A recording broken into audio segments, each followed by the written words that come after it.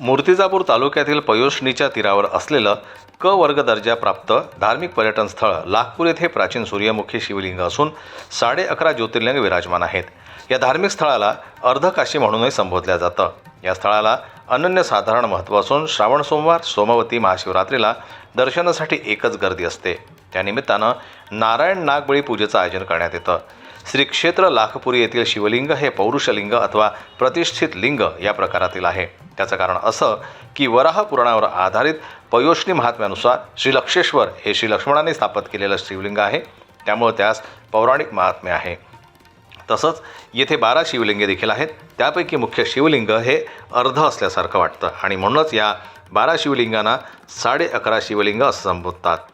मूर्तिजापूर दर्यापूर रस्त्यावर असलेल्या पयोष्णीच्या काठावर वसलेलं हे तीर्थक्षेत्र पुरातन आहे. येथील सूर्यमुखी शिवलिंग हे दुर्मिळ मानलं जातं. हे शिवलिंग सूर्यमुखी असल्यानं या तीर्थक्षेत्राला वेगळं महात्म्य प्राप्त झालं आहे.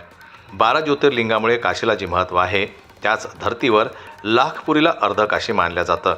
12 ज्योतिर्लिंग होण्यासाठी या तीर्थक्षेत्राला गर्दभ भुंकण्याची बाधा झाल्याची आख्यायिका असल्याचं बोललं जातं. या तीर्थक्षेत्री प्राचीन काळी 12 ज्योतिर्लिंगाची स्थापना करण्याचा विधी सुरू असताना गर्दभ आरोळी म्हणजेच गाढव ओरडलं आणि हीच आरोळी विधीसाठी अशुभ ठरली.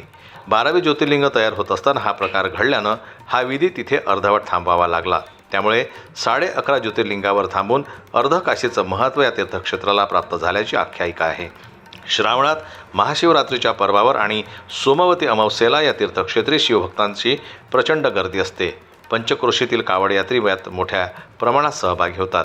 श्रावणात पहिल्या सप्ताहात अखंडपणे टाळ मृदंगाच्या गजरात शिवाराधना चालते. श्रावणातील सोमवाराला विशेषतः चौथा सोमवार हा महत्त्वाचा मानला जातो. जन्मत लाईव्ह न्यूज करता संजय उमक यांची रिपोर्ट, अकोला.